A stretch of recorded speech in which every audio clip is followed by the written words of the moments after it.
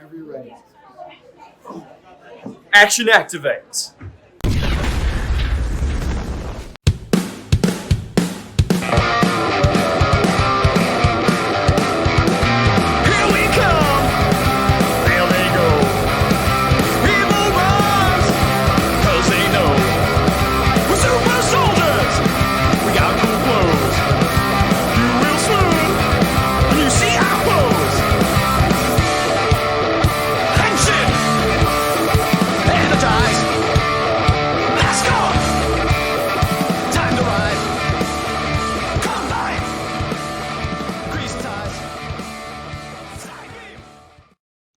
Hey, how you doing?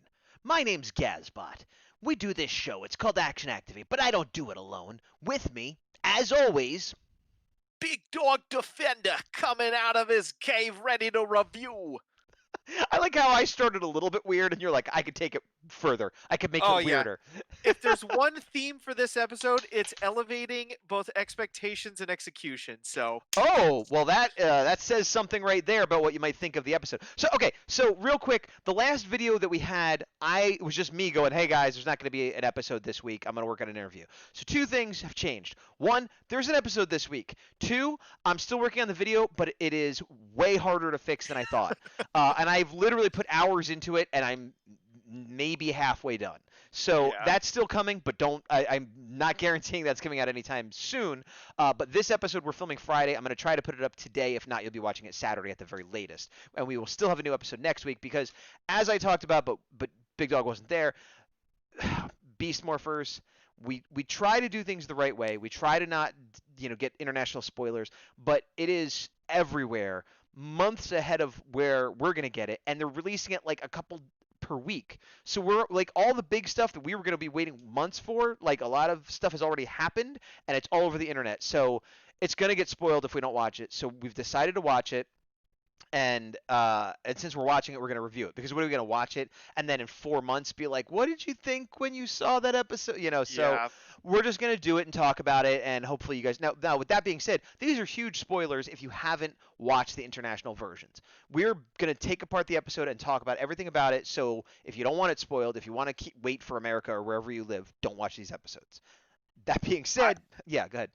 I was going to say, to piggyback off of what Gazbot's saying, you guys know we're all about Hasbro. We're all about Power Rangers. We want to support every way we can. Yep. When it comes to this, we decided offline it was wait and personally have the kind of soul-crushing elements of having everything cool spoiled. Yep. And I think what ultimately led to this decision was we're on a lot of Facebook groups, as you guys know, and a lot of other people are also giving, not formally, but, their takes on certain episodes. And we both saw one too many screenshots and we went, it's it. I give up. Yeah. You guys get me? We're diving in. Yeah. And we've both had too many spoilers. So even the doing the show is not the main reason we're doing this. We're not like, we got to be the first ones because we're never the first ones to review. You know that. So it's more that, we're going to watch them. So if we're going to watch them, we might as well do the show. That's really where we're at. But if you don't want to watch them, I respect that and don't watch this. But good luck avoiding the spoilers because also, if you're in the future and you're in fall 2020, winter 2020, or heck, even the beginning of 2021. Hope everything's great for you guys. Hope everything's going fantastic. And I hope that this is just as relevant to you then as it is for us now. So with that being said, initial thoughts, Gazbot. Good episode. All right. Above average / better than good, not quite great episode for me.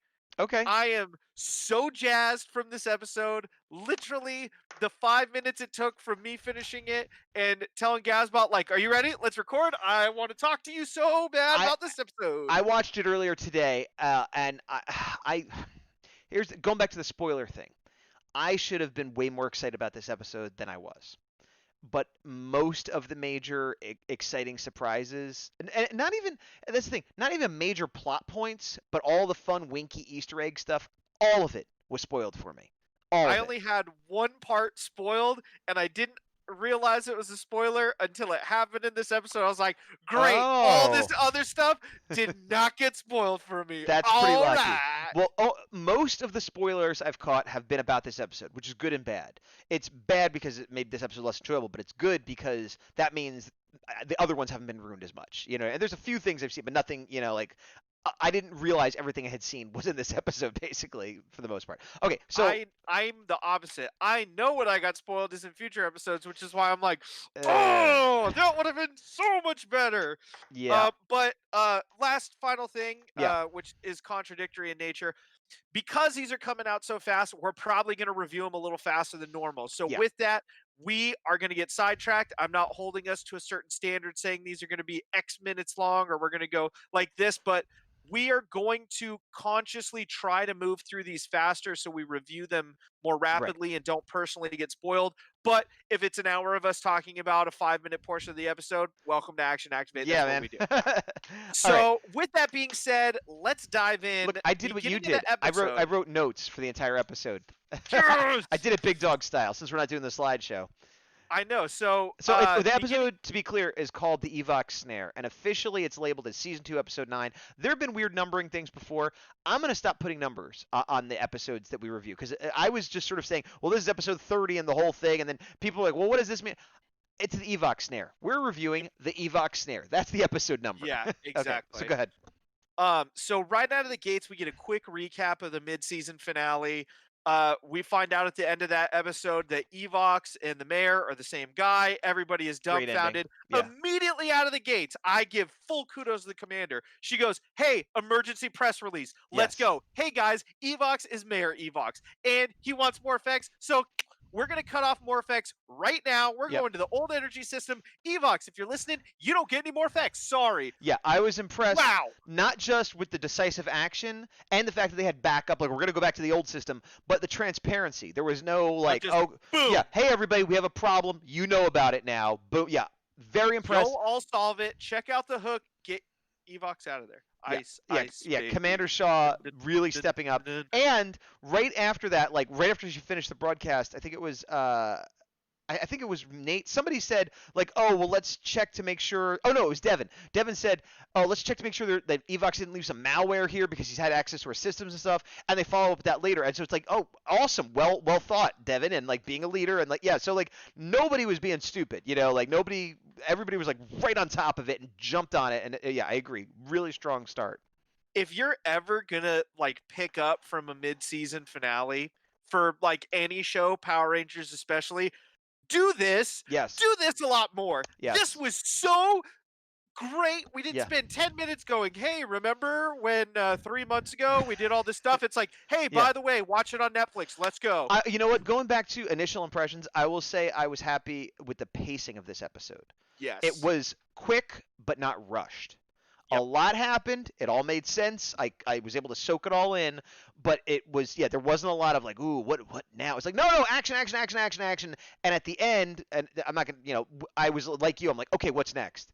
So yeah, well paced, especially like you said, coming off the mid-season finale. One thing I'll point out also about that scene has nothing to do with anything except there's that extra female soldier that we see in a lot of scenes. I don't know if they ever gave her a name, but I don't remember if they did. She got the most lines she's ever had. She's moving the dials. Yes, Commander, we're gonna do this. She called her later. It's like they're ramping her up. Like somebody said, hey, she's getting a lot of attention on Action Activate. Let's give her some lines. Let's beef her part up. And I noticed. So thank you. You're welcome. You're welcome, ma'am. So we get that going. Immediately, everybody's taking action. We're not sitting around. Activate. We're not trying to see what's going on. They're like, okay, we're shutting down the towers. Let's check for malware later. Yep. Then we all meet up as a team, and Nate and Zoe go, hey, so we're pretty positive that Evox has to burn through a lot of more effects to keep this up. So what we're going to do is create a sting operation so that he needs to come get more effects when there isn't any, and we're going to hit him with this super awesome crossbow that combines every weapon that we've shown the last 8 episodes. Oh my gosh, that's so cool. Yeah, it is. And it's got a little ice arrow that turns stuff into diamond. What up? And that wow, you were really blowing. I know. I got comments here. I'm like go. Okay. I love the way they characterize Evox. Essentially, they're saying he's an addict, he's a junkie. Yep. And they don't say that, but that's how they describe it. And he's gonna get more desperate. I'm like, oh, that's true. And it hadn't really occurred to me before this scene that is exactly what's happening. So that was great. I do like the combo weapon more than I think the bow by itself. I like how it's now like a crossbow. I thought that was very cool. I like the way the ice arrow looks, especially when it's in it. It's loaded, looks very cool. Now continue. And once again, because we haven't heard Steele in a while, he is just saying what all of us are thinking. He is the Deadpool of the show, and not in an over-the-top way. He just says what we all happen to be thinking. Like, yeah, we're totally going to wreck Evox with this arrow. It's like, yeah we are. Yeah, all right, let's go, team. So go for it. Well, they want to test it first, or something, or show it off. So they call Ben and Betty in. They bring in like a mannequin with a suit to test it on. Fire the arrow, boom, it works, big ice. This is going to sound weird, but one thing I did not like about this, and this is a criticism, I remember this happening in Dino Charge. It happens in a lot of shows for some reason. It's a perfect rectangle of ice. I know. That bugs me. Because that makes no sense. It should be an uneven thing, or maybe like an oval, or even like if there's icicles shooting off the back, like it was hit with a blast, or anything that isn't a perfect shape of a rectangle. Always bothers me, and especially it bothers me like scientifically and physics and stuff, but also because it's obvious that they made a plexiglass box and sprayed it, and then they just open it and close it. And I get that like they have to be able to get in and out to move the things around and stuff, but they can still make it a different shape. They do it all the time. Like I don't know why they do that. It's just frustrating. Yeah. And we get our first Ben and Betty thing in the line graph of my emotions of this episode. Mm-hmm. The main dips were around Ben and Betty. Like I'm not for this. I agree. The only parts of this episode I didn't like were Ben and Betty, but wasn't the worst Ben and Betty stuff, and there were things I liked about Ben and Betty this episode. I like them. I think they're gems of the show. I think every time that they use the dartboard that is, what weird comic relief are we going to get from them today? The Mad Lib game that they play in the writer's room. Like 8 times out of 10, it's just terrible. And the thing is like with this, if he just did it and no one else said anything, it'd be like, oh, that goofy Ben. But Nate's literally like, it's like as hard as diamond. That's not gonna work. Yeah, and they're like, yeah, it will. And then they create this awful CGI hole. Very bad. That Very was bad. the worst. That is a big note of mine. Insult to injury. I my note says bad CGI hole in floor, because the CGI of him doing this, like, it wasn't great, but it was passable. But that floor is horrible. And then I said they look dead. Because that hole also, you can't see the bottom of it, and you see like like how did they both fall in there and not get seriously hurt or killed? This goes back to their cartoon characters instead of comedic real characters, which they're not cartoon characters, or they shouldn't be cartoon characters. Like, so, but all that being said, I did not have an issue with them using their father's tux and making that mistake. That's fine. I didn't either. I didn't have an issue with it getting frozen in there. That sets up a comedic premise. That's fine. The way they went about it with the jackhammer and the hole, I hated. But I will say, Nate says that won't work. And Betty, and I wrote it down because Betty says, we'll see about that. Crack that baby wide open, Benny boy. And it was just such a weird line read. It was so odd. No, but it was odd, but I kind of loved it. Because I'm like, that's the version of that character I love, when she gets all weird and like gets like thrown across the room and she's like, again, like there's this weird streak in her of just like, I like weird crazy stuff. I like do it, Benny boy. Like, so up until that point, I was still kind of on board because I'm like, okay, well, she's being a weird, like that weird version of her that I love when the actress does that. But then Ben goes, and they both fall down the big hole.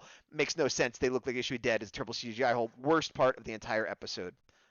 Yeah, my notes were a lot more brief because I knew I would just say everything I thought, where it says, Ben/Betty jackhammer joke is awful with terrible CGI. Moving on. Yeah, I will say the setup was fine.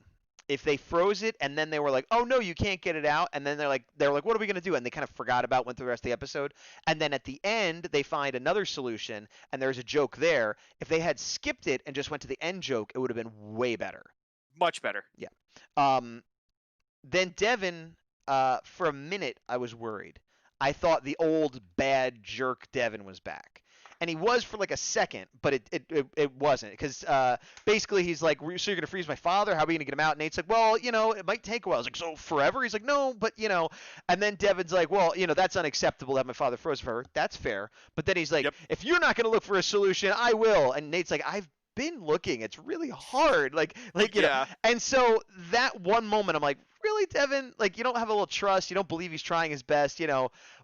And he storms out, and I'm like, I hope this isn't a jerk Devin episode.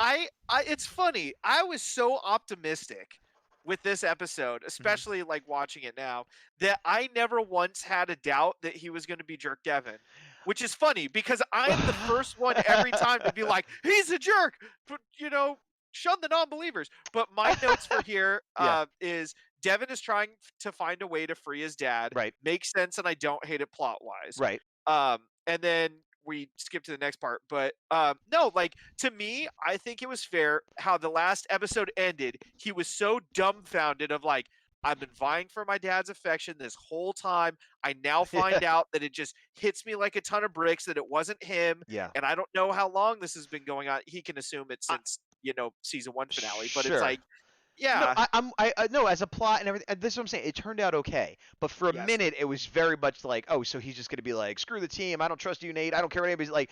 It felt that way for a second, and it didn't go that way, but I did get nervous. The credits happen, and we see the credits all the time. I do want to mention, I think they should put Steele in the credits. Yes, I agree. I think put him in there in his unmorphed form. Put the shoot actor name. Put the voice actor name, because he's a ranger and he's a character. And just because we don't see the face of the actor, like, everybody else gets to be in there, and it feels weird that he's not in there. And I'm trying to think of another example where we had a main ranger that wasn't in the opening credits. Now in Dino Charge we had some. Knight? Yes, but he wasn't technically a ranger. He would show up and aid them, but it's not like he lived. He wasn't technically a ranger in the way people like quantify who is a ranger or who's the sixth ranger. But beyond that, because he is a sixth ranger in practice, but he doesn't. Keeper was a mentor. I know, but I think he was in it because he's a non-human character. Oh, that you're was saying still in the credits. He was in the credits. I believe he was. Well, but I mean, with the actor's name or the voice actor's name. I think Keeper. Like, okay. I believe so. I think that's how it should be. That's my point. Yes, I agree. It's weird. Yeah, like, because other Rangers I could think of that weren't like Robo Knight, like he didn't actually live with them and stuff. And then with Dino Charge, there was other Rangers, but they weren't in every episode. They were kind of like guest stars and stuff. But yeah, Steele lives with them. He's a Ranger. Like, so for me, I would have the suit and the voice actor credited. They would probably not do that, but Ninja Storm, I believe, had the hamster version of their sensei in all of them. Yes, you're right.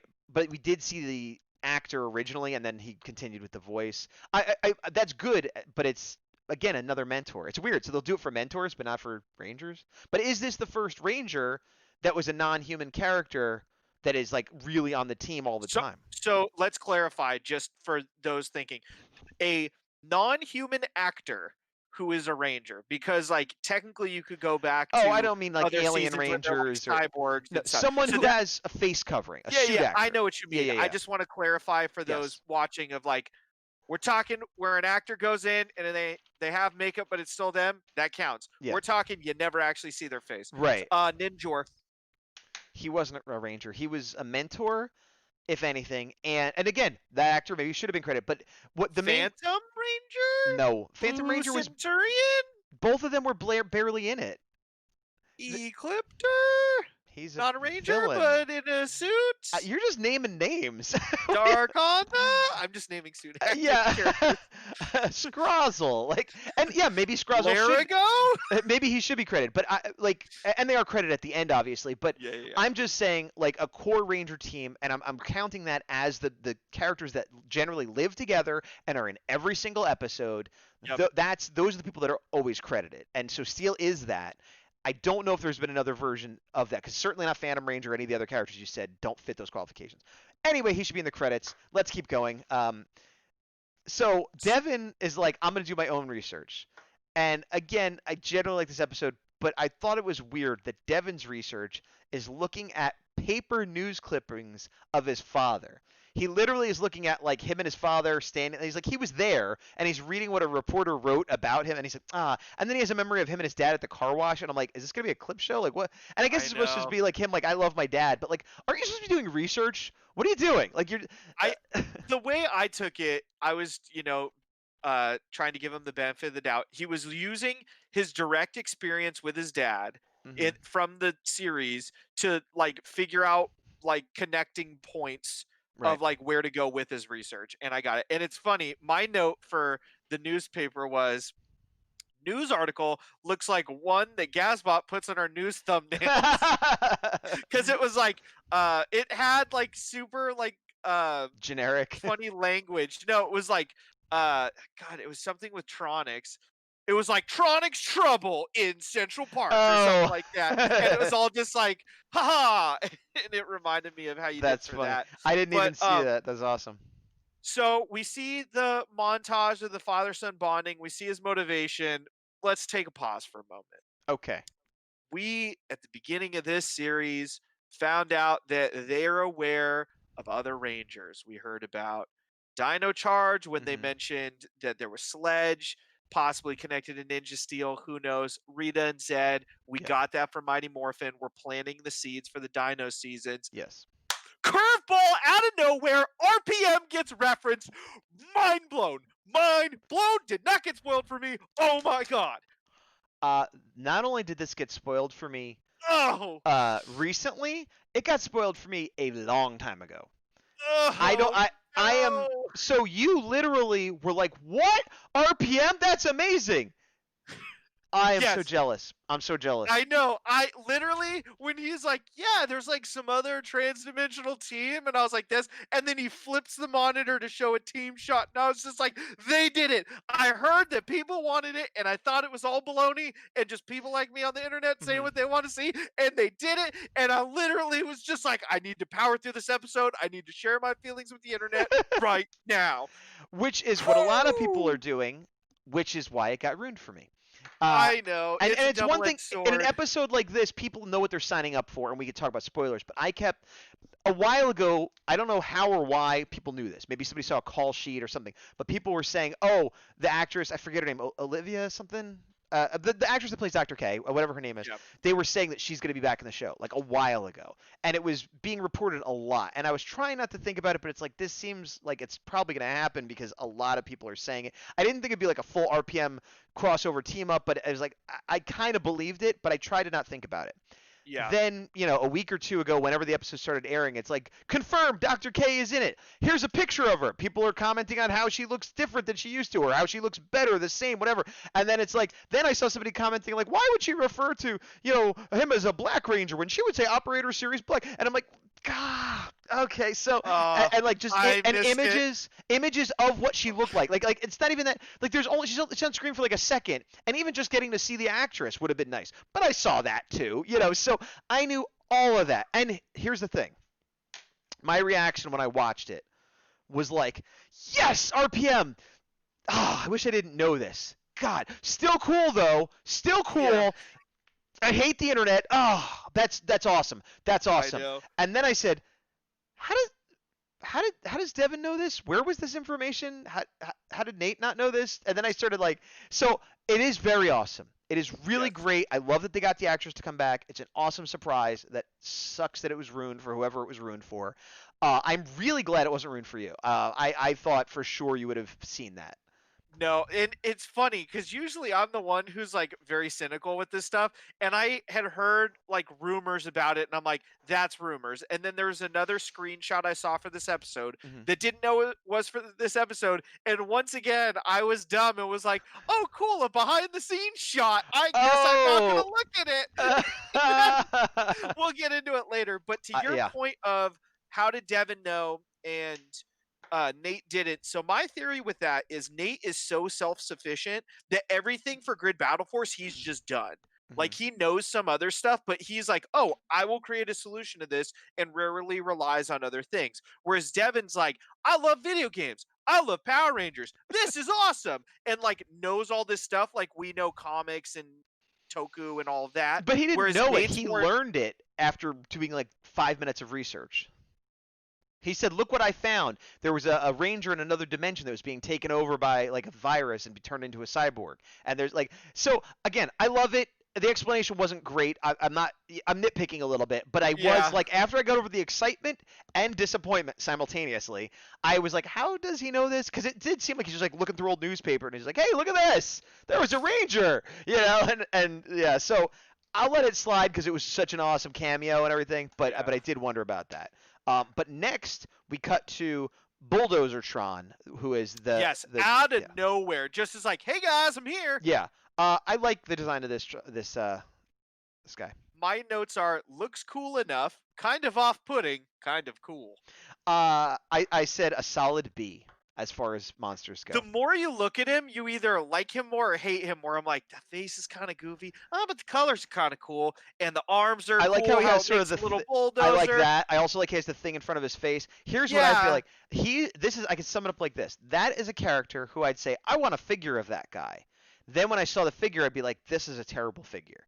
Because I was thinking the yeah, same thing. because there's like a lot of nuances and like paint apps, and I feel like it would just be like a big yellow brick, and like you Yeah. know, like It'd they be would. like two primary colors, and you're like, that looks goofy. Yeah, yeah, but I do think I do like him overall as far as his design. And Yeah. now he's going for the truck, which we know is a decoy, because they said we're going to send out a decoy truck. So it's like, okay, cool, and that was nice that they let us know ahead, so we're not like, oh, what, you know. Um, what do I have? Okay, so I have another, like, I'm not sure if I got it wrong or they got it wrong, because the Rangers show up and they're like, we're gonna stop you, and they're like, transport sabers, Beast X sabers or what? No, the sabers, and then they go Beast X cannons, fire. So do the sabers turn into the Beast X cannon and they just skip that part for? Is that what it is? Or did they ask for sabers and get guns? So, in the Sentai, I think you're right. In this, I think they established them different, and it's continuity error. Okay, but then they could have just said transport Beast X cannon or transport Beast X blaster or transport whatever. They could have also used like the wrong footage and then been like, we kind of have to put it in. Hopefully, people don't notice. Because like they always have generic like them around buildings, Right, and but like the easiest thing to fix and post, like let's say it's all done, and they have a line that says transport sabers. They could take that line out and put in a line that Devin or somebody said in any other episode about transporting the guns. So that would yeah. be the easiest fix to make if it was a mistake that they Well, caught. here because we don't have the screenshot, I'm unsure if we actually see the sabers when they have it or not. I remember in the wide shot, one of the Rangers towards the edge does have a saber at some point, but I don't remember seeing a shot where they all had sabers. So that's Gotcha. why I like. But I'm not. But again, I don't remember how the technology works. Like if the sabers like fold up into them, then it's like okay. But it just seemed weird that they asked for sabers, and I'm like, and also I was like, why are they asking for sabers? Ask for guns, because we know Yeah. guns are what's. But it does, and. This also starts a trend with this Tronic. Wait, is it called the Tronic? No, the Tronics. What do you call? Giga? No. No, not Giga. Not Giga Drone. Regular drone. He's Bulldozer Tron. He's a Gigatron? Not a I think Gigatron. so. He's not a Gigatron. He's not a Tronic. He's not a Gigatron.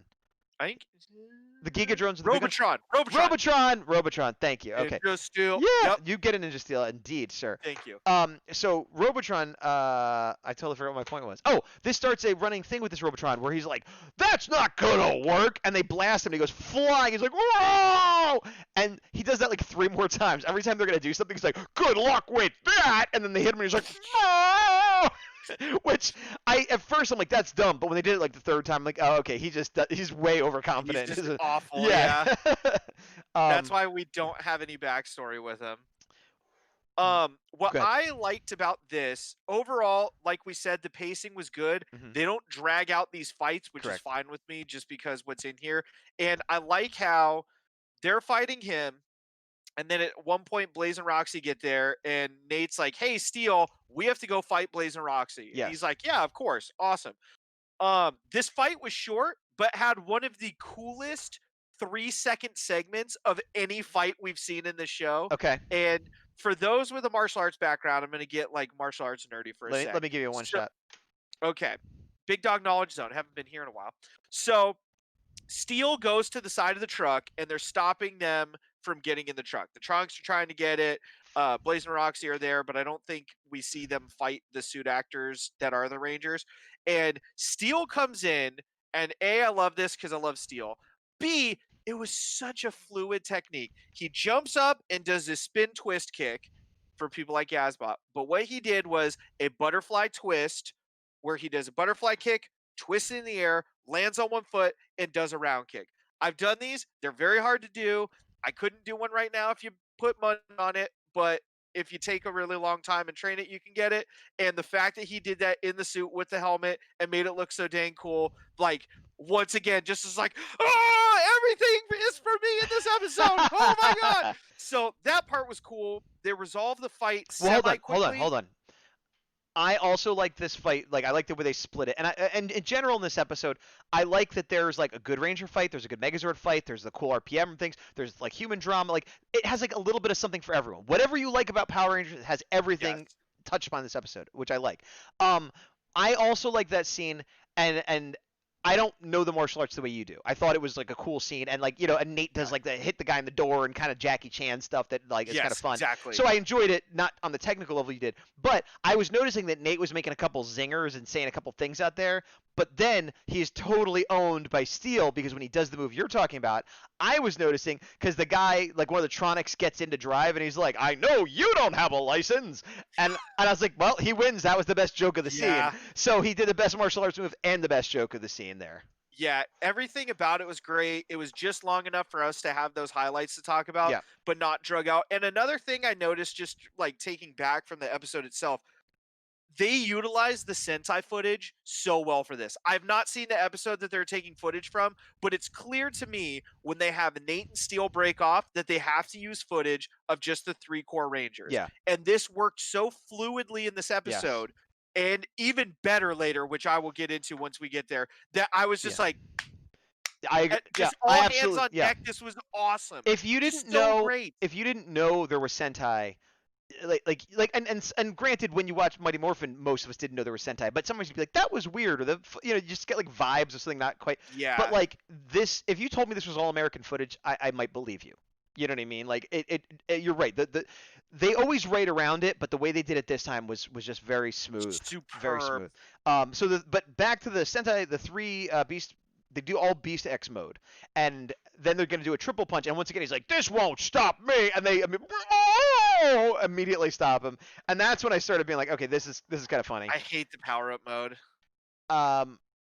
Just like the little vest and stuff you're talking about? I hate everything like that comes with it. It's such a MacGuffin. They go, boom, you're done, and it's like, okay. Well, they also have all the superpowers, like the cheetah, like the Flash running mode that you like.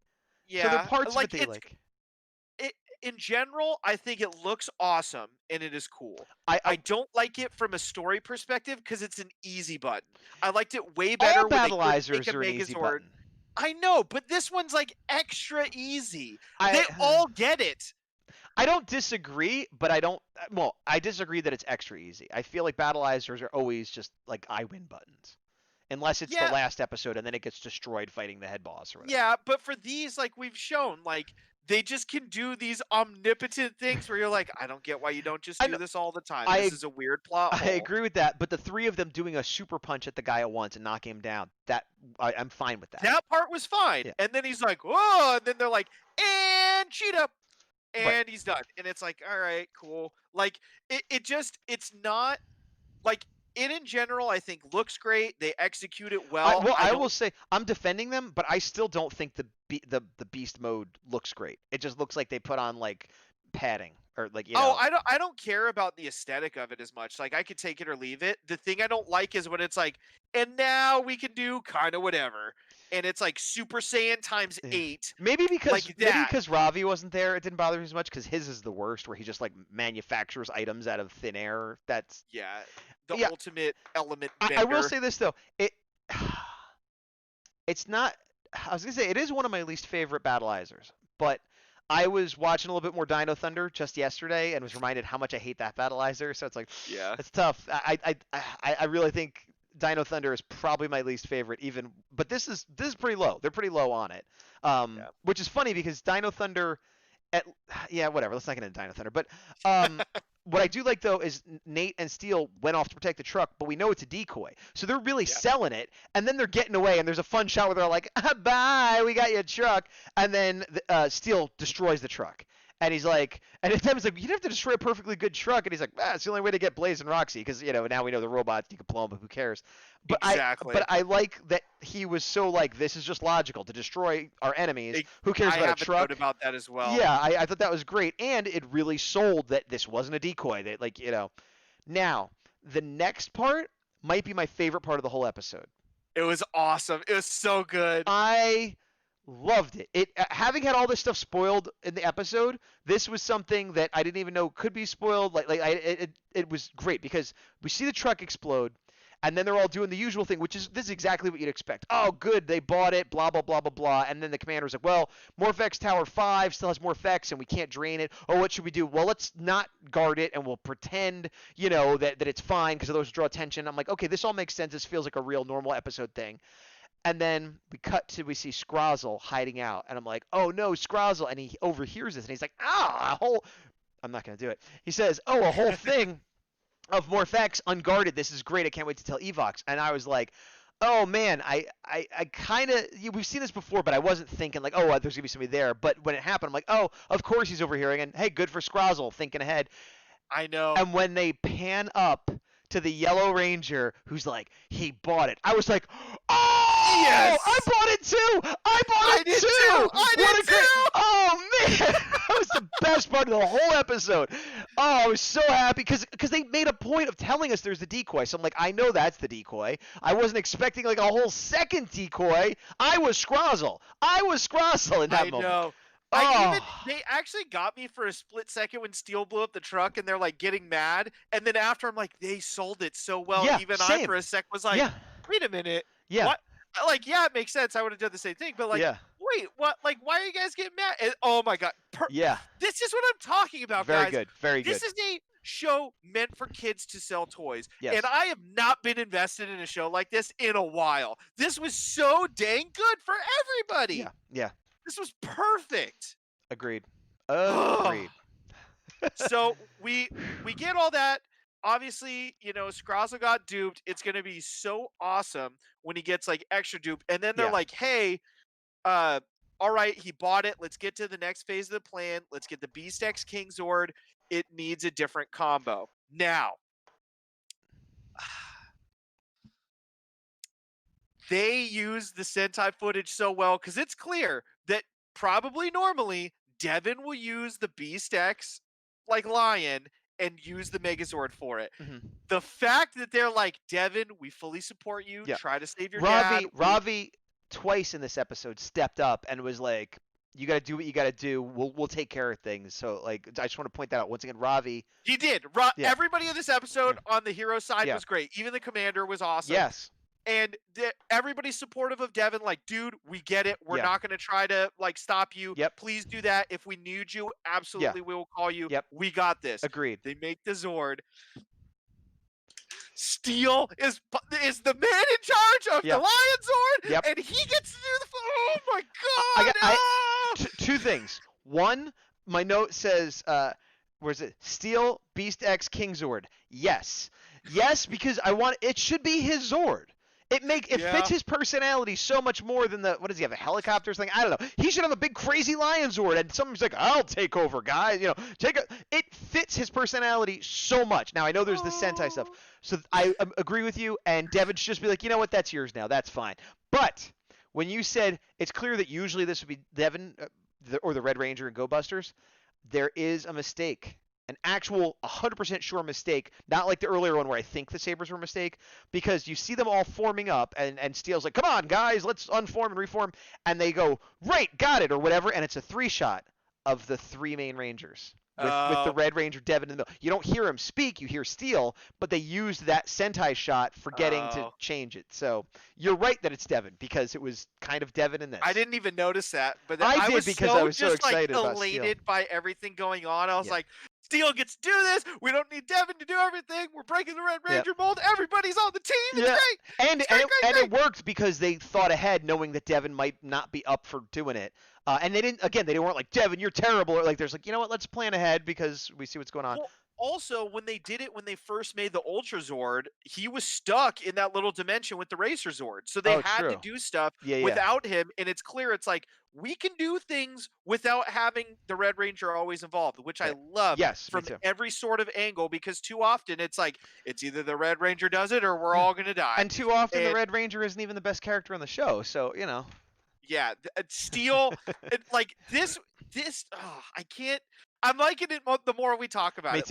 Me too. Keep blazing through. Well, I do want to comment, though. I also like the Beast X King Megazord design. It's one of my more favorite configurations of the show. I like the chest, and it might be my favorite. I'd have to line them up and really look, but it might be my favorite configuration on the show. Oh, it is for mine, 100%. I'm like 90%, only because, like I said, I need to look at a lineup. But yeah, it was great. The way I think about it, to bring it back to Mighty Morphin, is when they had the Dragon Zord Megazord combo, it was okay, and I had my T-Rex next to it, and it was fine. This, I would happily have the Racer Zord next to that and be like, this is how I want these. And actually, that works for me too, because I like the Racer Zord in its battle mode more than in the Megazord. So yeah, you're right. I agree with that. Good job, Hasbro. Sell those toys. Yes. So Devin goes back. We cut back to Devin. He's talking to Dr. K. And as people on interdimensional Skype call. Let's just take a moment. Interdimensional Skype call. Hey, Dr. K, you mind lending me some advice over here on this dimension? Because I need your help figuring out what to do with the stuff. Yeah. That's actually how it got ruined for me. Somebody said, I guess even in their dimension, it was like talking about the how everyone's using Zoom and doing all that stuff now, and they're like, even in the Power Rangers, people are using Zoom to talk to other dimensions, and it's Dr. K, like, I was like, but whatever. He's talking to her. It's great. He gets the call. We see her. It's awesome that she came back. And she's saying how her technology won't work for what they want, and he's like, but you got to have something, and she's like, well, this is another one of those. I love the connected universe. I love references and callbacks. But I was like, that's awesome. But also, what? Because she's like, it does make sense. I have a reason. Okay, because she says, I heard about some other Rangers in another dimension, not Beast Morphers dimension and not Dr. K's RPM dimension, but another dimension that Xenowing and Doomwing used split emitters. Oh, I know. You know what? I figured it out myself too, because RPM Silver was in the Ninja Steel episode. The Ninja Steel, yeah. Okay, so there you go. Okay, asked and answered as I was saying it, so that's fine.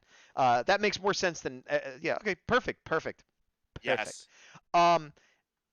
Nate has now just finished up the new Ice Arrow, and it occurs to me that he's like, we got one, and he's like, is one gonna be enough? And Steel's like, that one's all we need, or whatever.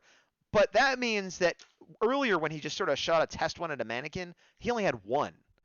Why did he waste it there? I mean, I guess he had to test it, but it's like, but like, make a few. It's just weird that he only made two. And maybe it's just very resource intense. You could chalk it up to they're shutting down more effects and they're only have a limited amount, so it would take a lot for the specific arrow, which is why it's like, let's not waste our material on another arrow if we don't need it. But a test arrow at a tuxedo, I would have said, let's use it against a normal Gigadrone, where it's not like, this is an Evox, but like, you have your regular weapons, like fire it. Oh, it worked. We won the fight. Like, make it useful. Like, and maybe it's just because they wanted the Ben and Betty comedy bit, but it just it didn't bother me. I was cool with it. It just seemed like a waste of resources for. So they have the Skype call. The only problem I have is, like Rory, I'm forgetting his last name, but the actor that plays Devin, Travis. Rory Travis, thank you. His sad acting is not the best, and he did it a lot this episode, and it was the only thing that took me out, where it's like, you gotta help. I'm like, dude, that's bad. Like, just let's move on. I'm not going to defend it as saying it was good or anything, but I didn't notice it. It didn't take me out of it. It didn't bother me. It was glaring to me. It took me out in those little instances. Okay. I'm like, that bothered you more than me for sure, because I didn't even really. I didn't notice it as being good acting, but I didn't notice it. I just didn't notice it. It was abnormally bad acting to me. So there, poor guy. So there is a reference that he's like, Nate, you have old Ranger tech, don't you? Because he wants to look for these split emitters. And he's like, yeah, I based most of the Beast Morpher stuff on it, which also is great too because it explains like how he made the leap from having Morph-X to knowing how to do all this stuff. It doesn't explain how and why he has old Power Ranger tech from different teams and different dimensions. Fine, we don't need to know, but that's kind of a question that was left unanswered. But once again, now Nate steps up, and they're like, "Come on, we gotta go." And he's like, Nate's like, "You know what? You stay. You find the emitters. We'll take it. If we need you, we'll call you." And then Devin says, "I might need some help. Ben and Betty, can you help me?" And they're like, "Yes, yes." And I love you. how at the beginning of this scene, Ben's like, "Yeah," but you could tell he's still like recovering, and he's like, yeah, okay," and like kind of hobbles in. So this next scene, they go into the secret room of awesome. I believe I called it the prop cave. And you thought it was behind the scenes thing? I did. I was like, oh, like, okay, maybe it was like a live stream I missed or something, just blissfully ignorant to this.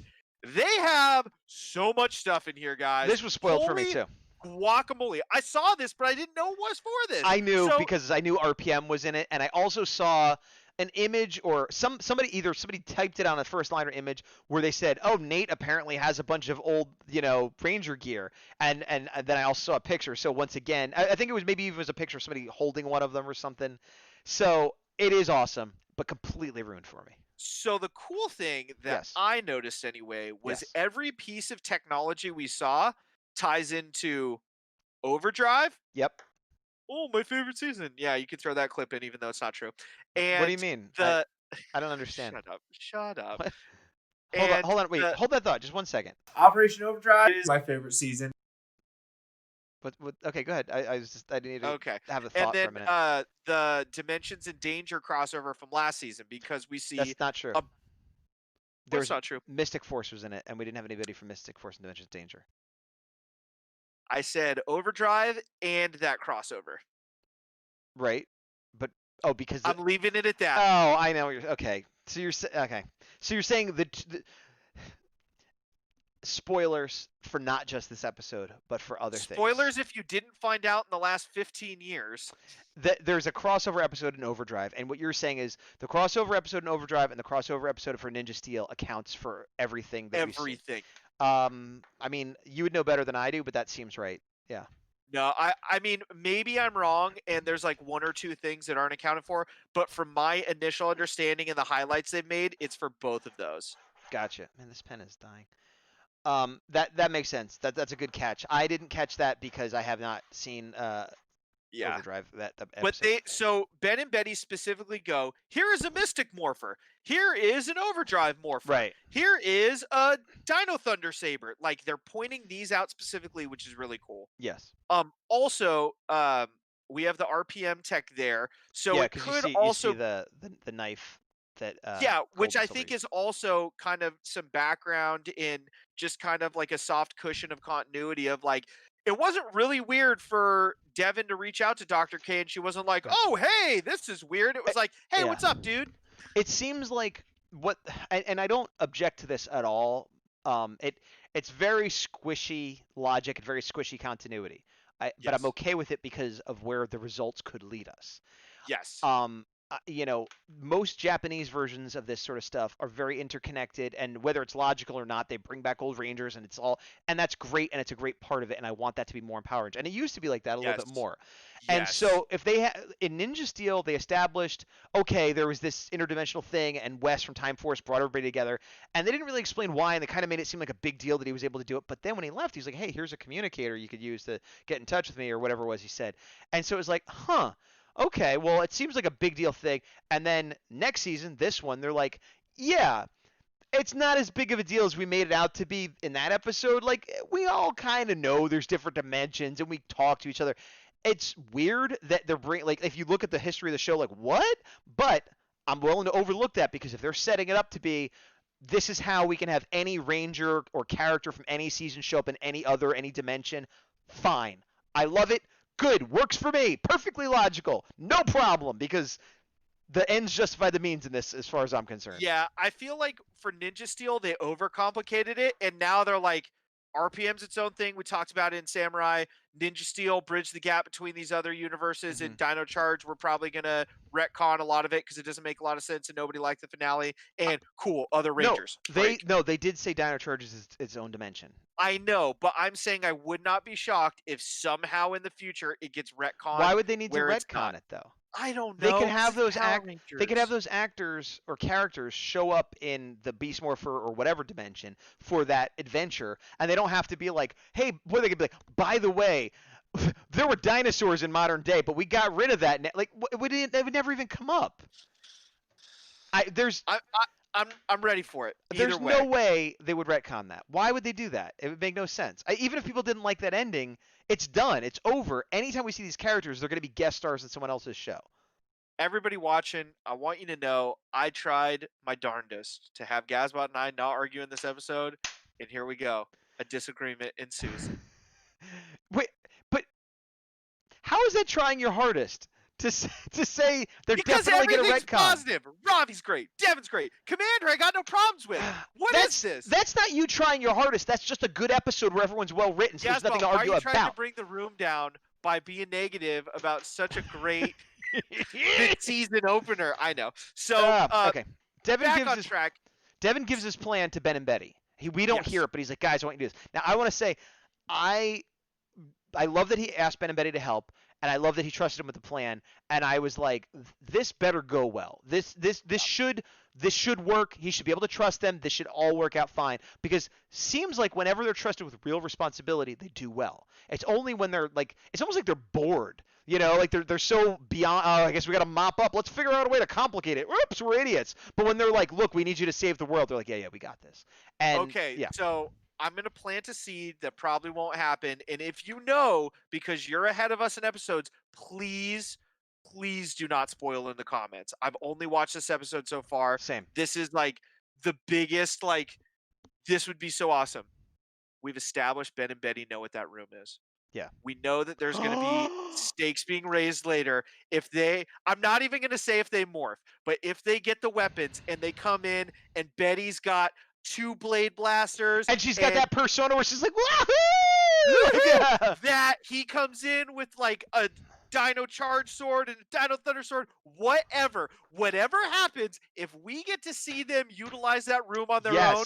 Yes. Oh, I'm banging my whole death. Check, please. That's all I need. That is all I need, guys. I want them to morph, but you're right. Even if they don't morph, because we didn't see any morph. Well, no, we did see some morphers. We saw multiple morphers. Yeah. Okay. I want them to morph. I want them to have their own Rangers. I want them to have their Go Busters Rangers. Failing that, I want them to do a guest morph of some other season. Failing that, yes, if they come to the rescue, yes, they should have these morphing powers. But honestly, just if they come to the it's like all the tiers of how good it will be. You know what I mean? But yeah. Or like there's a fight, the Rangers are getting hit, they come in, they got some Dino related sabers, they're doing stuff like, I need help. Here, steal. Throw it. Help me out. Yes. Yep. They're like the arms. They have the munitions, and they just distribute them to everybody as needed. Yeah, hey, why don't you pass me that Dino Thunder saber? Yes. Boom, boom, boom. Yes. Because guns always win. I don't need a sword. Yes. The possibilities. Hasbro, let's take a moment. We need another clap for Hasbro. Why? They didn't do it yet. It doesn't matter. Listen to us. I am so hyped. The hype. I'm so hyped. Did I have a cup of coffee before this in my first one of the day? Yes. Oh, there you go. Am I hyped for this episode? Yes. Is Hasbro listening to us on the low? Yes. Possibly. I love this episode. I changed it to an A. We're not even at the end yet. I know. You know what? I can't be this excited for something below an A. It's an A. It's an A. It has its faults, but it is an A nonetheless, and powers through. Let's keep on going. I want to add on, if some kind of awesome thing like that happens with Ben and Betty, I want one of the Rangers, Commander Shaw, somebody to make a comment about all the dumb stuff they do and be like, I don't understand. And I want them to say what I said. I want them to be like, yeah, we just get bored. And get it like if you gave us more stuff to do, because that makes everything make sense. You know what I mean? No. All right. So then we cut back to we're gonna get Evox with this ice arrow. Here we go. We fire, and I expected it to work. I did too. Even if just for a minute or whatever, I expected it to work, or I expect them to get a call. Hold on, wait 10 minutes, and Evox pulls a Kylo Ren, like in Force Awakens. I put in my notes. Hang on. I put, let's see. Oh, first, Commander is impatient and mad. Everybody is supportive of Devin. They go into the prop cave, whatever. 4 Rangers try to get Evox with the bow. He goes Episode 7 Kylo Ren and wrecks them with bad CGI again. Yeah. Okay. Well, there we go. Oh my God. That was a great moment. That was a great moment. Guys, I don't remember when I've been this hyped for Power Rangers. I do. Especially Beast Morphers. I do. The last time I was this excited was Dimensions in Danger. Okay. But we didn't do. I'm talking about just Action Activate. Yes. I don't know. I mean, there have been some good episodes that we were excited about. Probably some early Steel ones. Maybe the first episode of Steel. No. So Beast Morphers is great. The last time I was this hyped for Power Rangers was Unworthy. Wow. Okay. Dude, right here. Yeah. Whoo! No words. I got words have no meaning on a Planet of the Cape of War. That's true. You know what? It's looking a little gloomy. Yeah. So I thought those were clouds, but it might be a cape. You might be right about that. A Mystic Force cape, if you will. Devin shows up. He's got a gun on Evox. He's like, I'm not letting you get the Morph-X. And then he turns into his father. He's like, but Devin, it's me. And he's like, oh, no. And he puts the gun down. I 90% didn't believe Devin was going to let him go. I 90% was like, oh, he's not really let him go. This is part of a plan. He's going to shoot him. But there was a small part of me that's like, maybe he is fooled. Maybe he is letting him go because they fooled me twice already in this episode. I know. So It's like I feel like it's fine, but like, and that's a great thing. That it's like like it makes me not know, because often in any television you kind of know what's going to happen. In Power Rangers, you always know what's going to happen. So if they got us to the point where we're like, I mean, I know what usually is it. Yeah, that's a great feeling.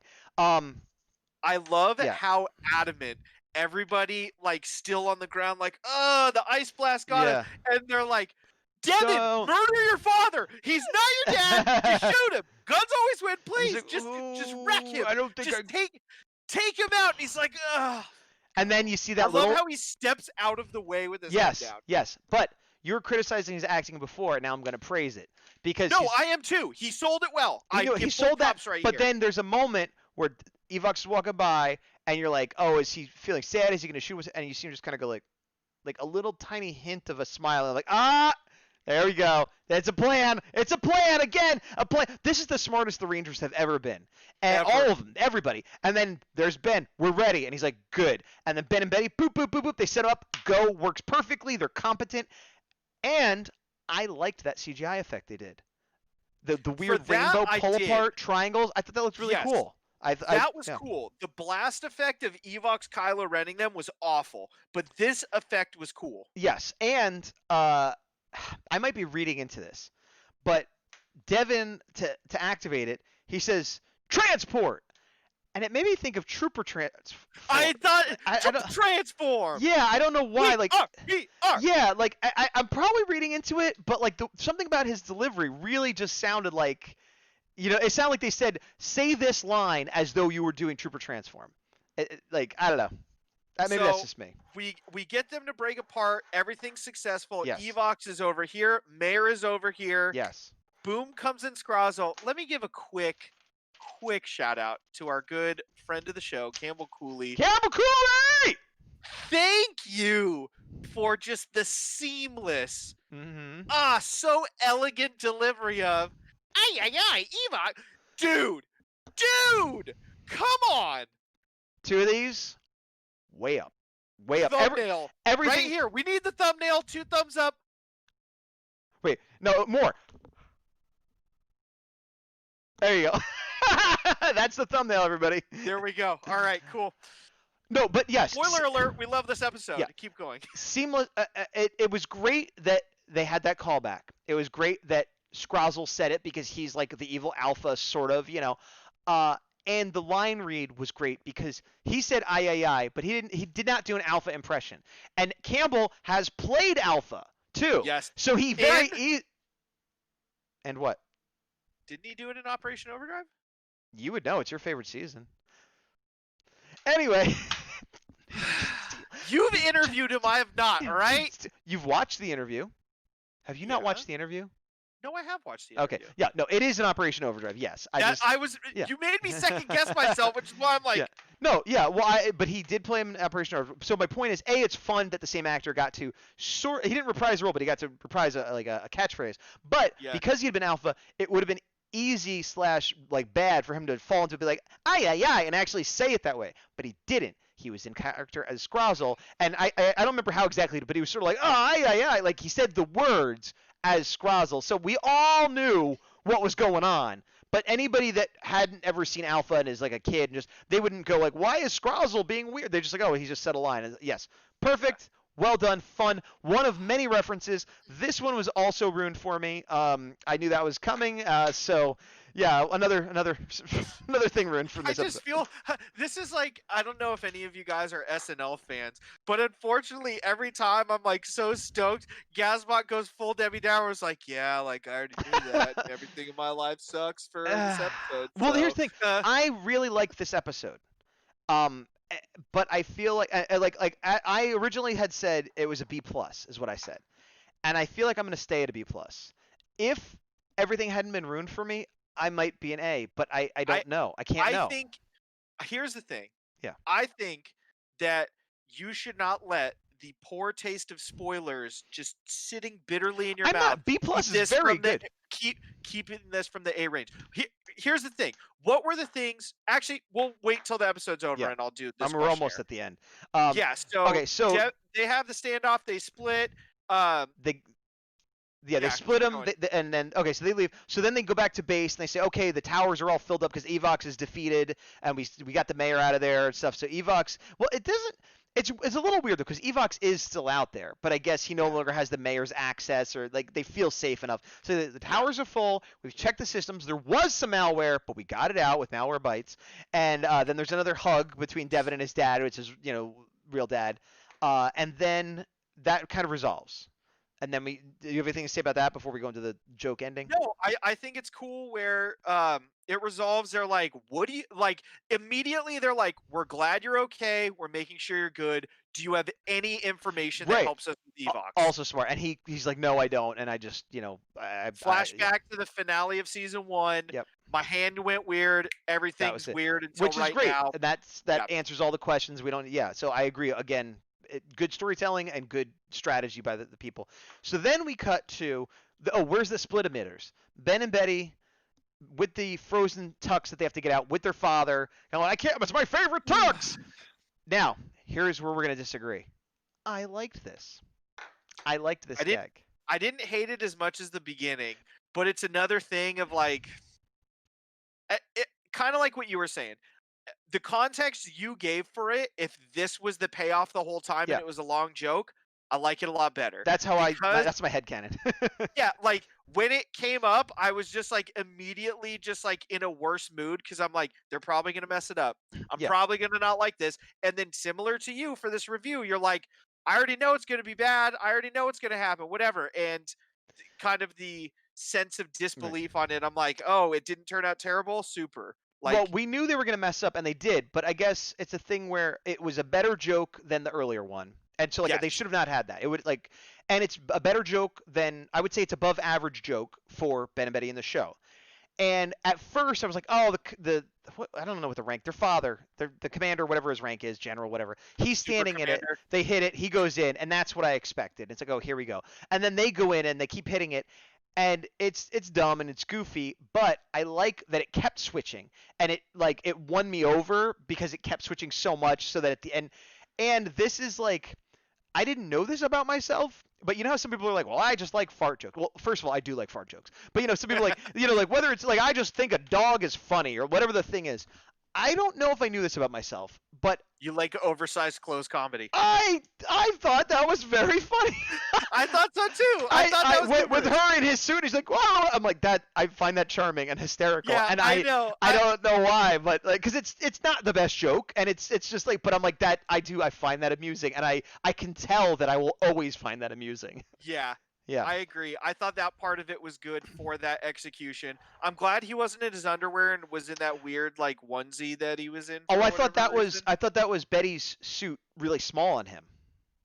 Oh, Or maybe Ben's. you're right. Yeah, because it definitely was because they all switched clothing because one of Oh, their suits okay. were on him too small, one of the suits was on the mannequin, or maybe the mannequin got the tux back, but then Ben had the general suit on. Yes. And what I like that is I liked his line because he's all I did discombobulated. too. It's like, did I get promoted? That was a good joke too. It So was, and everybody. yeah. Credits. It was great. Yeah, I'd have to go and look, but I would say this is like top 3 Ben and Betty jokes in my book. I don't know about that. I think there are some good ones that we are forgetting because of how many bad ones there have been. Maybe, but it was good, but I do agree that. Well, I agree with myself that you were agreeing with that. If they had not put that hole in, and this was the payoff, it would have worked better because you didn't come in with like, oh yeah, yeah, it would have been a longer payoff. You might have forgotten about that plot point, and you wouldn't come in with like, oh, I remember hating this part before. But yeah, the hole in the ground, worst part of the episode. Scrozzle getting fooled by with the Yellow Ranger reveal, I think is the best part of the episode. I mean, and there's a lot of good parts, but just as far as like gut reaction of like, oh, like yeah, that was so good. That part was good. For me, I got the non-spoiled RPM part, so that was my favorite, followed by the kind of double agenty stuff for them pulling a fast one on Scrozzle. Right. So what did you dislike to make it a B+? Well, the Ben and Betty part I didn't like. There was Devin's research yielding such amazing results in such a short period of time, being based mainly on thinking about his father, could have been done better. Just a few little unanswered questions, and I guess it's a very, very good episode on most fronts. But if I'm being objective, like the Megazord fight wasn't the best fight I've ever. Like there was no this is the best this I've ever seen. It wasn't the best Megazord fight. It wasn't the best Ranger fight. It wasn't the best Scrozzle scene. It wasn't like they were all very, very good. But there was no one thing of like, oh yeah, this was what this episode is about. It was just like all very good episode. Now, your Devin, sorry, yeah, I was gonna say for your Devin piece, he looked at stuff for his father, but he didn't have a breakthrough until somebody brought him a case full of old Ranger files that he had requested. Okay, but again, it still was like, because I don't know how much time had passed, but it was not even a day. It was minutes, hours, and Nate's like, I've been trying everything, I could never figure it. Just, again, I understand for plot convenience, it doesn't bother me. I'm not saying it's horrible, but that's B+, not A. All that being said, I will admit that had all the spoiled things not been spoiled for me, I might have said A. And I'm not like intentionally like, oh, I'm going to hold back my A. I just can't. This is how I felt. And 2 or 3 of the most, exciting, fun, emotional parts were less for me, and I can't change that. Yep. If it wasn't spoiled, maybe I'd still say it's a B+, but maybe I'd say it's an A. I can't know, and I just got to say I watched it, and how I feel is that it's a B+. That's still a very good grade. I mean, that puts it as one of the best episodes. To me, whether I knew or not, the callbacks to so many different Rangers, right. I love that. Yeah. That's up here. The fact that the Red Ranger was doing his own mission and not needing to be directly involved in resolving the A plot. Yeah. Up here. Yeah. Steel getting to pilot. Not the Blue Ranger. Yeah. Not the Yellow Ranger, the 6th Ranger piloting the Zord when it's not specifically his. Yeah. Up here. A lot of cool butterfly twist right here. A lot of things we've never seen before. That's A material. The fact that it wasn't the best Ranger fight and it wasn't the best Megazord fight, but there was so much good stuff, I think bumps it up, at least for me. I am not trying to convince you to not give it an A. But you're not going to convince me to not. I know, and I'm not trying to. I'm just explaining. You kind of are. No, you're doing this thing where you're like, look, you could call it a B+, but I'm just saying objectively I'm right, and here's all the reasons you're wrong. I'm not trying to convince you. I'm just trying to make sure everyone knows that you're wrong. That's what you're doing. You're winning the argument with the other people, not with me. And again, most people might think it's an A, and maybe it is an A. I can't help that I feel it's a B+. I know. I'm just flabbergasted. That also think about this. Think about the A and the A+ episodes that are out there in all of Power Rangers. Yep. Does this hold up to some of those A episodes? I don't know. So part of it too for me, and I'm actually I just started the newest season of a show I've been watching for a long time, Supernatural. The first 13 First 13 episodes of season 15 are available on Netflix, and I just found it out. So I watched the first episode yesterday. Huge cliffhanger for season 14. I recommend the show. Gazbot and I love it. Moving on. So I watched that coming back after like either a mid-season or a season finale, and just comparing the formulas. That was pretty good. Right. This coming off of a mid-season finale was so much better out of the gates. Sure, And but I love Supernatural. yes, but that's also part of it. You hold Supernatural to a higher standard because, and nothing against Power Rangers, but it's a kid's show and it has a lower budget and everything. Supernatural has been out for years, and they've been the same characters over 15 years, and the production quality is higher and all this stuff. So you're gonna hold it to a higher standard. No, and I agree with that. But what I'm saying is that was just one I happened to be watching at the same time. I can't think of another show off the top of my head where there was a mid-season finale to start or just season finale to start that I felt was so good out of the gates and kept that elevation of hype than this did. Power Rangers or not, it was just a great carryover, which is why it bumped it up. Again, I don't disagree with what you're saying. It's just a matter of degrees of agreement. I am very curious to see what the next episode is because I think there's 4 out now, and we kind of know what like the 4th one is and what's going to happen, but it's going to be. I hope it's just not a random filler episode, which it might have to be, but it's like there's a lot going on here, and we know very shortly there's going to be a lot going on. I'm like impatient. Like it's a bad way to look at it, but I feel like I want to just burn through this next episode because I'm not going to care. It's not going to matter. I want them to prove me wrong, but I feel like let's just get rid of that one and go to the good ones. You know, like so. Oh, sorry, go for it. Actually, I just wanted to say, as we said earlier, we're going to burn through these really fast. I mean, we're at an hour and 10 minutes without doing a news segment, but you know, we're just going to burn through them real fast. Go ahead. Oh, your audio cut out there for a second. I'm just making fun of how we're an hour and 10 minutes into this fast review where we're not even having a news segment. I can't hear you at all. I can read your lips. Can you hear me? Now I can. I think your mic just like my mic is evoxed. So, from my understanding, this was episode 9. Mm-hmm.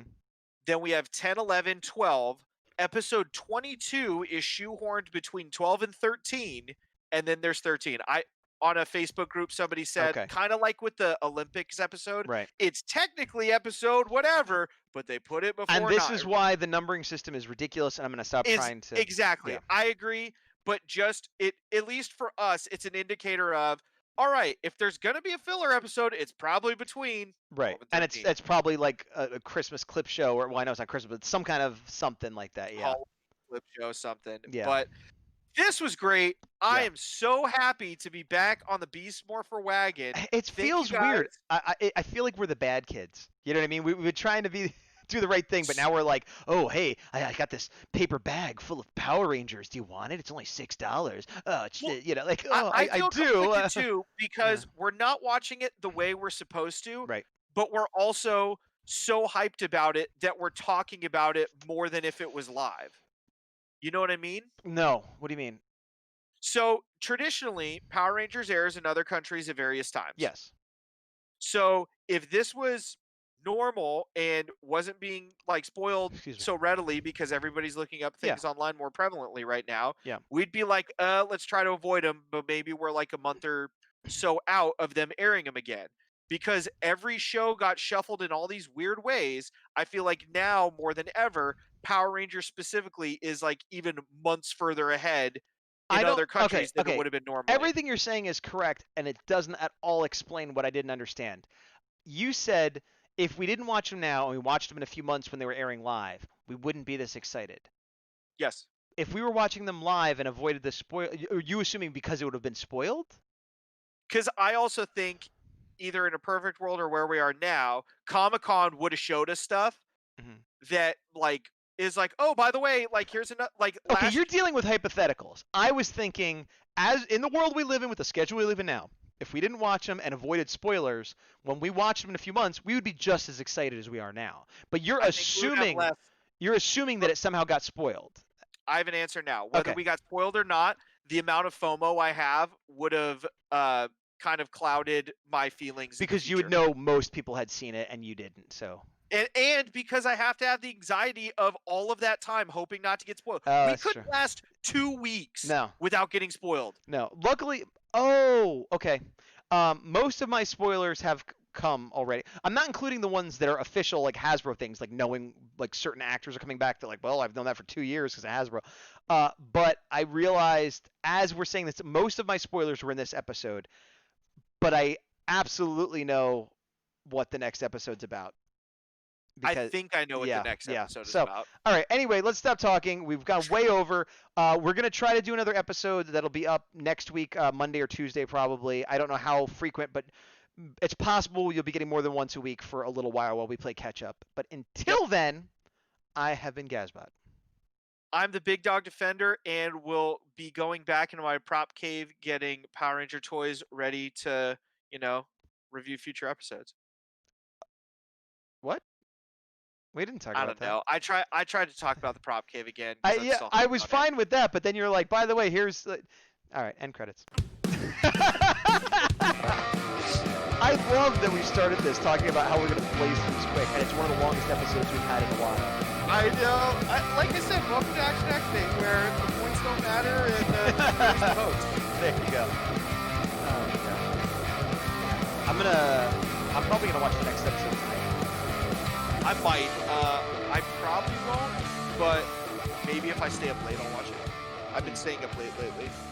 Well, you have plans. I don't, and my wife does. So I will have time to at least watch one episode tonight, and I will. But we're just now talking over black screen, so I'm gonna stop recording.